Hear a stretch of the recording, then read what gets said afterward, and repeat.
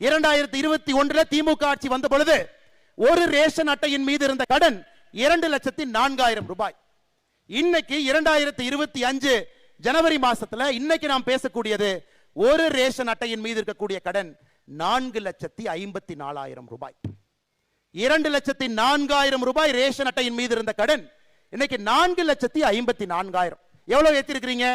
2,50,000 ரூபாய் ஒரு ரேஷன் அட்டையின் மீது ஒரு குடும்பத்தின் மீது கடனை ஏத்திட்டு பொங்கலுக்கு எவ்வளவு கொடுத்தீங்க? 2026ல 22ல 0 பொங்கலுக்கு 1 ரூபா கொடுக்கல. 2023 எவ்வளவு கொடுத்தீங்க? 1000 ரூபாய். 2024 எவ்வளவு கொடுத்தீங்க? 1000 ரூபாய். 2025 எவ்வளவு கொடுத்தீங்க? 0. 2026ல எவ்வளவு கொடுக்கறதா சொல்லிருக்கீங்க? 3000.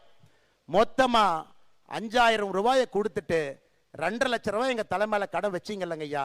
அதனால தாங்க ஐயா திமுக நீங்க கில்லாடி. வெறும் 5000 ரூபாயை பொங்கல் என்று சொல்லிவிட்டு கொடுத்துவிட்டு 2,50,000 ரூபாய் கடனை ஏற்றி வைத்திருக்கின்றீர்கள்.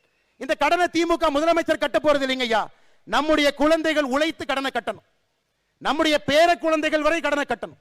9,74,000 கோடி கடன். இந்திய சரித்திரத்தில் எந்த ஒரு மாநிலத்திலும் கூட இவ்வளவு கடன் யாரும் சரித்திரத்தில் பெற்றது கிடையாது. ஆட்சிக்கு வந்த பிறகு 5 லட்சம் கோடி ரூபாய் கடன் 4.5 ஆண்டுகளில் வாங்கி இருக்கிறாங்க. என்ன பிரமாதம்! கடனை வாங்கி ஆட்சி நடத்திவிட்டு அந்த கடனிலையும் 60% வட்டியை கட்டுவதற்காக பயன்படுத்திவிட்டு என்ன தம்பட்டம் அடித்துக் கொண்டிருக்கின்றார்கள்.